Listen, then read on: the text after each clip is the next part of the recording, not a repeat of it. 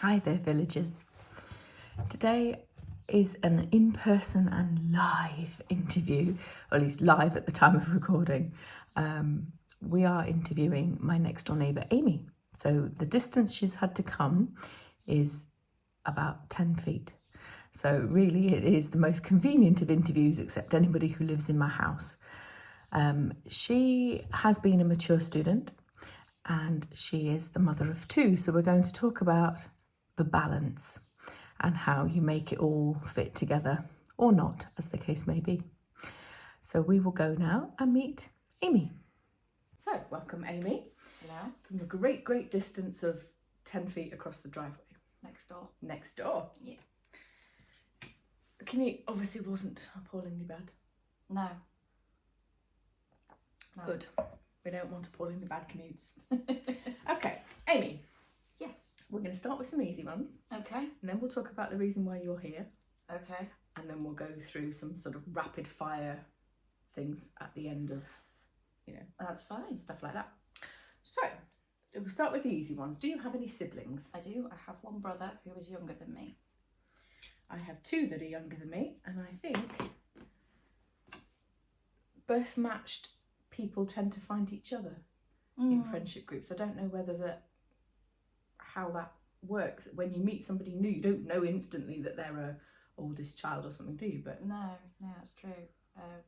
I jokingly laugh with my friends that we are the first pancake. yes, So, with a trial run, we're the first pancake. we're the first pancake. Well, I like that, actually. That's quite clever. The other alternative, of course, is we came out brilliant and they're always trying to follow us and catch us up. That's very true. That's very true.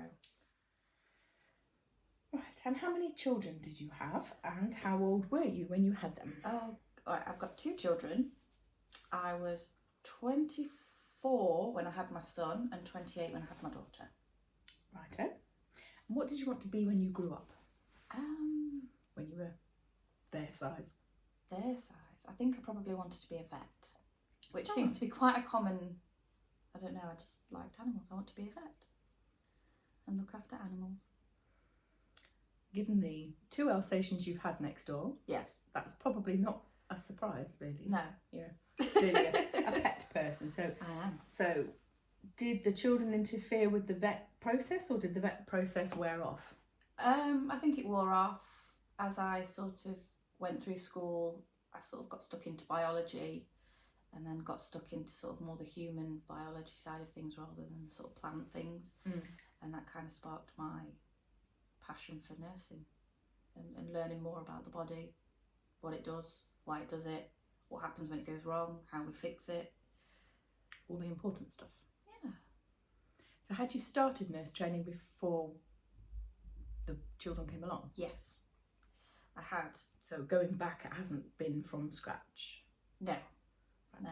So I've had, I think I did the first 18 months of my training. So I was literally halfway through. And then I found out I was pregnant. So I took a step back and I regretted it, not going back. So I decided once that my youngest was old enough, that's what I was going to do. So it was always the plan? I think so. Yeah. At one stage you were talking about midwifery. I was, What yeah. happened there? I think it's more to do with the availability of places for midwifery. You've got to be sort of absolutely top of the top. Oh, really? And at the time it was really confusing, and I think halfway through the access course that I did at the college, to be able to get to university, I think I'd decided that I didn't want to go into midwifery, I wanted to go into nursing. There was an outside speaker that came in from a nurse background, and she was just talking about her career, and it just switched on the light bulb, and I was like, actually no, I don't want to do midwifery. I want to redo my nurse training and do that. So how long has it taken to get to this point from the decision to go back to school? So you had to do an access course as well, plus all the training. So how long have we been all this time? There's another step in there. I had to redo my GCSE maths as well. So Do you know, just extra bricks to build your yeah, wall with. absolutely. So I think the journey started somewhere around, I think it was COVID time, I think it was 2019. I did my maths GCSE in the May. Then I had I had a bit of a panic that year, so academic year 19 to 20, and I didn't know what I wanted to do, whether I wanted to do that, go into teaching, sort of, there was so many different options, and I just got a bit like rabbit in the headlights. I feel like that all the time. I'm still waiting to find out what I want to be when I grow up. Yeah, me too. So yeah, and then I took the access course for the healthcare professions because I wanted to do the midwifery. Did you have to do that remotely because of COVID? Sometimes yes, depending if there was a bit of an outbreak. It all depended on like the lockdown rules and what was there, but we were in more often than we weren't. But then I took evening classes for that, because obviously the children were at school and doing school runs and trying to keep everything together at home. Juggling. So that's what, 2 years, and then I'm at the very, very, very end of my nurse programme now. So I qualify in a couple of months. So is that a 3 year? That's a 3 year, so it's been a 5 year slog. And having met you in the garden both hanging up our washing at the same time, it has been a slog for you sometimes, hasn't it? It has, definitely. I don't think I could go back to an environment now where I'd have to write dissertations and stuff. I just don't have the brain power for it. I enjoy it. Or sitting here, I can say I enjoy it. Doing it is a different kettle of fish. I mean, tearing my hair out over my dissertation, but I did it and I submitted it on time and I passed it and I'm happy. Excellent.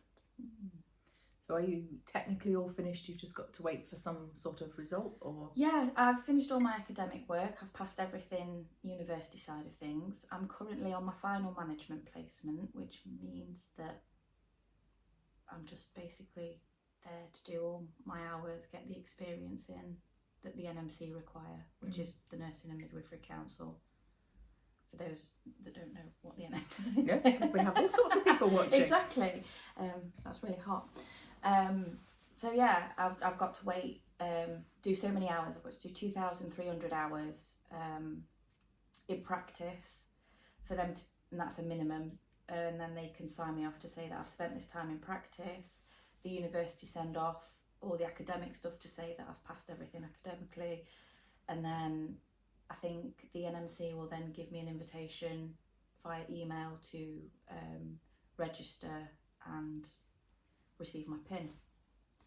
So by October, I should be a registered staff nurse. And does that now mean you have to go through the whole process of searching for jobs? I am doing that currently. I've got an interview this week, actually. And will they take you on without your PIN? Yes. We've got some physios starting in the same principle. They've got to wait for their PIN. And I didn't really understand what a PIN was, other than it clearly made a difference. Oh, it does. It's whether or not you are fully qualified. That's the bit that makes the difference, then, isn't it? Yeah. So yeah, I've got 4 interviews starting locally. One's in Arnold, and then I've got a couple. I think the rest of them are at the local hospital. Oh. So, at least the commute wouldn't be too bad then. No, it's something I'm used to. And how have you found juggling getting the kids to school? At least they are going to school now. It's not like COVID times where we had to homeschool everybody. That was a nightmare. Because homeschooling you and homeschooling them must have been a logistical nightmare. It was horrific. I don't know how I managed. I don't know. But yeah, getting them to school and stuff, it's usually okay. They'll spend time with the dad half of the week and then they'll spend time with me. So I try to juggle my shifts around when I don't have them. Yeah. So it makes it easier for me to get to work. Do you have the choice in that respect? Are you allowed to pick and choose? Depends. With placements, usually they're quite flexible, right? And they're quite lenient with things like that. It's like, oh, can you do these days? I was like, well, it would be easier for me to do this, this and this. And they're like, okay, no, that's fine. But obviously going into a place of employment, it's not always going to be that flexible. It's not always going to be that simple. So it's just taking and that into account. last one in is going to get less picking, I should Exactly. imagine. Yeah, exactly. Mm. So, but I've got a good support team. I've got like my mum, and the kids have got the dad, and it takes a village. It does take a village, hence the name of the channel. Charlotte wanted me to ask you how you found balancing motherhood and student life, because if you'd gone to university at 18, student life may well have looked very different than I've got to go home, I've got to pick the kids up from school, or that sort of balancing. Oh help, I've got to go to parents' evening versus yeah, I can come out clubbing or whatever else anybody might think student life looks like. Charlotte is 14, so her idea of what student life is like is very limited to other people's YouTube videos and things she watches on telly. So how have you found the student experience? I've enjoyed it, but I must say I'm not one for clubbing, and I never was in my sort of younger days either. I would much rather go to the local pub with a group of friends and do a quiz and have a laugh and a couple of drinks, something like that. Play some games. But student life, as a sort of mature student and balancing kids, is just, it's a bit of a roller coaster, to be honest. You've either got to, like, there are good times where everything's okay at home, everything seems to be like running smoothly, and there's not a lot of pressure on from university, but you can always guarantee as soon as you've got assignments and deadlines and exams and everything at home just goes completely sick child, sick child, arguments, like where's this bill come from, and you're just like, I don't know where to go. But to be honest, you've just got to look at the end goal and just go, I know it's a bad day, but it'll pass, and we've just got to keep working towards the end of that assignment, and then the end of that term, and then the end of that year, and then the end of that placement, and it's just like, just keep looking ahead rather than just going the big goal at the end. But yeah, it's good. Do you have any new goals coming up? Yes. Other than the pin? Yes. I want to, hopefully, I'll qualify and be registered nurse as a band 5, and I'm hoping to sort of make my way up to band 6 within 18 months to 2 years. Okay. So that's sort of deputy ward sister, and then just keep. And what colour are those uniforms? I know the matron type ones are red, but yeah. So the staff nurse band 5s are sort of like a mid sort of sky, like a mid blue, like a cornflower. I don't know. Oh, okay. And then you've got your band 6s, who are your deputy ward leads. They tend to be more of a royal blue. Then you've got your ward sister or charge nurse, I don't, ward leader, and then they tend to be navy. And then you've got your matrons and things like that. We have a couple at work that I saw walking about one day. It's like, what do they do? That's a good colour uniform, because they are really vibrant, the red ones. Oh, I think they're with the. Are you down at the health village? Yeah, so we've got all sorts of nurses and things that stash away in corners that I never normally see, but she happened to walk past while I was out at lunch, and I was like, that is a very vibrant red. I'm working with them on my placement. There you go. Anything else you wish to tell us about your student existence and your training and stuff? It's amazing. Would you recommend nurse training as a mature student versus being 18? I'd say yes and no. Mainly because yes, because it's brilliant, you meet some amazing people, the confidence it gives you, the sort of the skills that you learn, I don't know, just the whole experience of it is fantastic. But what I would say is, I think when I did my nurse training before, I wasn't ready, and it's a very, it's. I always wanted to be a nurse, but I don't think I was mature enough. I wasn't ready enough. It wasn't the right time. So has motherhood helped in that, do you think? Massively, massively. I think I was never cut out for nursing. Don't like sick. Don't like bleeding. But Don't mind motherhood's sick. definitely changed the sick aspect. People said to me, oh, it's different when they're your own. And I thought, yeah, right. We'll wait and see on that one. Because I don't like going out drinking or anything because I'm afraid those people are going to be sick and I'm going to have to care for them. Yeah. And because I was never really a drinker much anyway, giving it up to get pregnant wasn't really a big deal. But going anywhere where people are drinking lots, my first thought is they're going Someone's to gonna be sick. And yeah. I'm going to have, and it's like, no, I can't. But because they need you when they're small, it is different. And I really thought people were winding me up. But it extends as far as nieces. My nieces have been in the house and sick. And that's as far as it goes. Husbands and other relations, no. You can, here's a glass of water, fend for yourself. Bowl, water. Yeah. See you later. Call me when you feel better. Yeah, I was never cut out for nursing, and I knew that at a really young age. But it's funny how other people gravitate towards different things, and you know, off you go. It's good that you've come back to it, though. I think that was a bold move. I was terrified and I was scared. I was like, oh, what if I'm not going to do it again? And that, I think that's another force that's pushed me and pushed me and pushed me to keep going, because there were times during the last 3 years especially where I could have just given up and walked away. And it was that sort of gentle reminder in the back of my head going, you did that before and you regretted it so much. Yeah. So, you know, don't go back to that. Just keep pushing. And here you are. And here I am. I know, it's scary. I'm ready for your pin. No, I'm not. Not ready.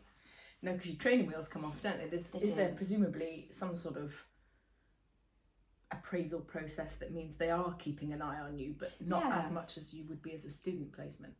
So when I qualify and I get my first post, I will then be under a preceptorship. So I will be supervised throughout my shifts, and obviously I'll be checking in with the ward leaders or wherever I am regularly to see if I'm like hitting targets and I'm doing the things that I need to do, and you know, I'm getting the relevant training days in, and you're sort of on that for as long as you feel comfortable. It's like a safety net.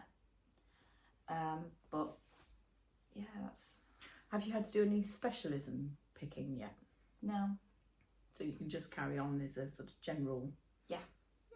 Yeah, but there's so many different fields in general nursing that you can go into. It's just, what do you like, what takes your fancy, and sort of apply for jobs in that. Or if there aren't any jobs in that, just apply. Especially for the hospital as well at the moment, you can sort of apply for a job, and then if a job comes up, you can apply internally, and then hopefully you can sort of like move. Steer yourself from within as opposed to having to. I found that because I applied for jobs at the hospital for years, it felt like, and there were loads of candidates all the time, and I got to interview stage, and my mum said to me once, well, maybe it's your time now, because all of those 25 other people that were in front of you in the in the queue, they've all gone. And it is much easier to transfer from within, I think, than it is to get in the first place. Nick found that from his job. He applied for about 8 different things at Games Workshop before he got his current post, and I think he had tried nearly everything and was threatening to apply for cleaner and shop stewardy person just so that he was in, and then he could find from without afterwards. Okay. How did we meet? Well, that's an easy question. We moved into the house next door. Simple. And we share a driveway. Yeah. So it's not like normal people who live next door. We actually meet on the driveway with our respective washing baskets. Or what happened to me the other day was I was reversing down the drive as Amy was coming up the drive, and we had to go, oh, help. I'll just pull forwards again now. Yeah, never. It's a good tango. It's a good tango. It is. We've never hit each other yet, so we must be doing something right. Exactly. Okay, quick fire rounds then. Go on then.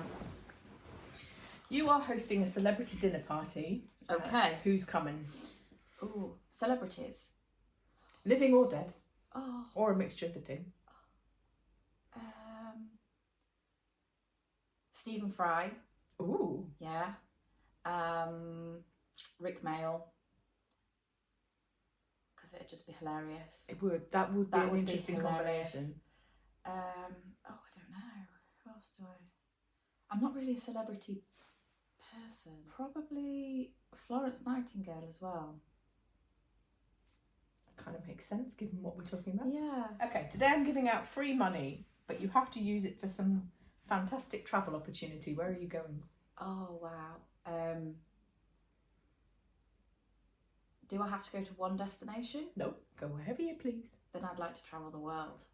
I have another one of those who was planning on doing that. I'm grouping people by their interview combination of questions. So Yeah. all the people who want to go to Japan, they're all going on one bus together. Right. So my friend from university is going to take Charlotte, so they're going off to Japan. Japan was never on my list of places. But I found a YouTuber recently that used to work on a cruise ship, was injured and has had to come away. So she's going visiting lots of other places.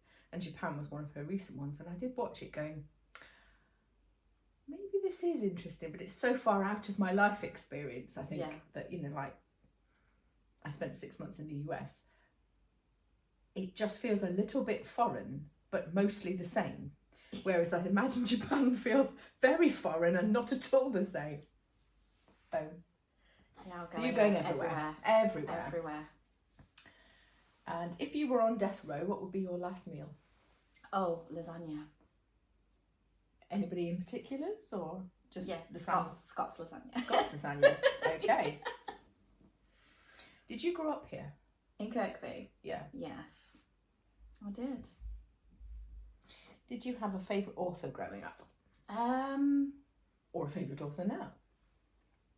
I did, but it wasn't really a favourite author, it was sort of a favourite book. Mm-hmm. It was, I can't remember when I got it, but it's just a book that stayed with me that I read when I was younger, and it was called Here Comes a Candle to Light You to Bed. I think it's Maggie Prince. I don't know.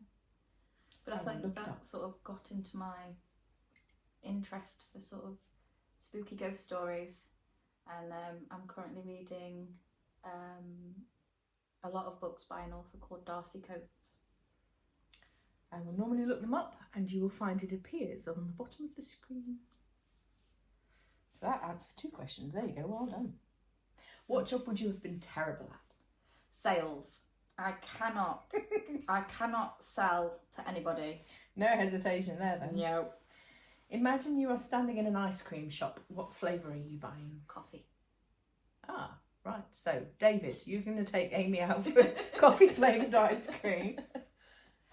And in a library or a bookstore, are you in the gothic novel-y section or somewhere else? I'll either be in the sort of horror fiction section, or I'll be over in the medical books. We are not sharing books. Or I could be in, if you could combine the two, that would be great. Some sort of medical thriller. Yeah. You might have to write one. Now that's an idea. If you were going to write a memoir, what would it be called? 3 Times a Charm. Okay. Do we have an explanation for that? Probably just because it takes me a million attempts to do anything. And it's just, if I do something, I never get it right first time. So. You are living proof that it's worth keep going. I don't know. If you had a horse or a boat or both, okay, what would it be called? Oh. Horse. Or a unicorn or an alpaca or any other animal that other people seemingly want to have. Well, this is my best friend's mum lives in France and she's got 2 horses. So she's got 3 horses, sorry. And all I can think of is his name, but it's not the name that I'd want to call my horse.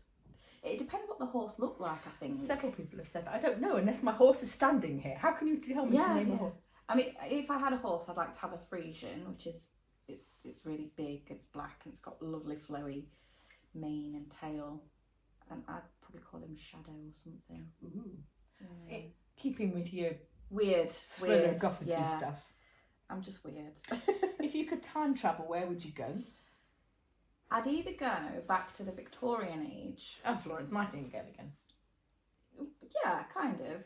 Or I'd go to the 20s, like the 1920s, just because I have a bit of a fascination with the Roaring 20s as well. So, my last interview candidate who hasn't gone live yet, she said exactly that. Yeah. Pizza. Pineapple. Hey, we might share pizza even if we're not sharing books. Yeah. What motivates you and what's your biggest achievement? What motivates me? People that say I can't do something. Oh, you're one of those. I am one of those. Hold my beer. Watch this. Yeah. And getting that pin is going to be your biggest achievement, I should imagine. Absolutely. Yeah, it's definitely been a tough fight for several reasons, but it's, at the moment, my biggest achievement is that. And my children, obviously. That goes without saying. When you interview mothers, that's kind of what that's the obvious answer, isn't it? Do you have any regrets in life generally, not necessarily career-wise? I think mainly my biggest regret, which I still sometimes do, is not trusting my gut instinct. It's like, trust your gut, because it's there for a reason. So good. I think that's probably it. How would you fill a surprise day off?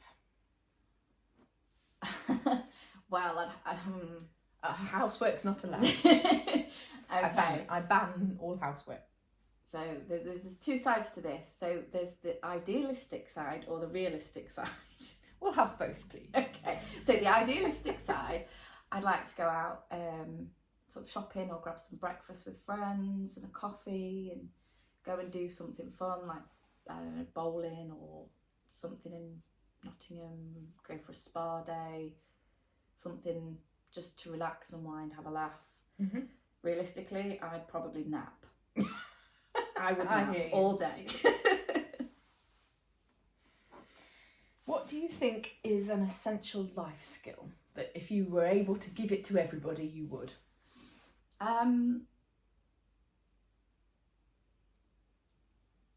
The ability to communicate and to also listen, and not sort of in the way that you communicate.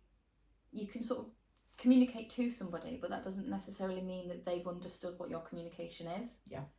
So I think to sort of, that would be a really good life skill. Excellent. What would you like as a superpower? Oh, I don't know if I'd like to fly or have invisibility.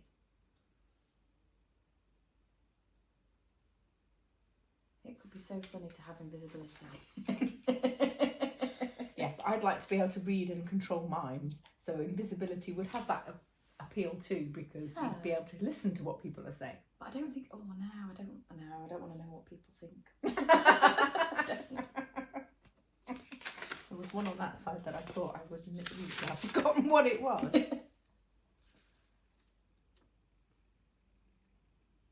Where do you go for fresh inspiration? The beach. We live in the middle of the country. The furthest point away. The furthest point away in any direction from the beach. I know. I didn't say it was easy. No. And you grew up here. I did, yeah. Whereas I grew up by the seaside, so I have no excuse. But I kind of figure people who grew up not by the beach, it's interesting when their thinking place is a beach. Yeah, I don't know. I think the beach is just calming for me, and it just helps sort of reset. Or the woods, or near a river, anywhere with water, really. I find that, and as in a substitute for living in the Midlands, the bath water, a puddle, and watering the plants outside, any of those things, that will work too. Yeah. Do you have a guilty pleasure? No, I wouldn't say. I'd have a guilty pleasure. Your life's been very full lately. Perhaps you need to find one now. Well, I'm not guilty about it. I just like what I like. Yeah, well, there you go. Maybe we'll just ignore the guilty bit. Do you have a secret talent?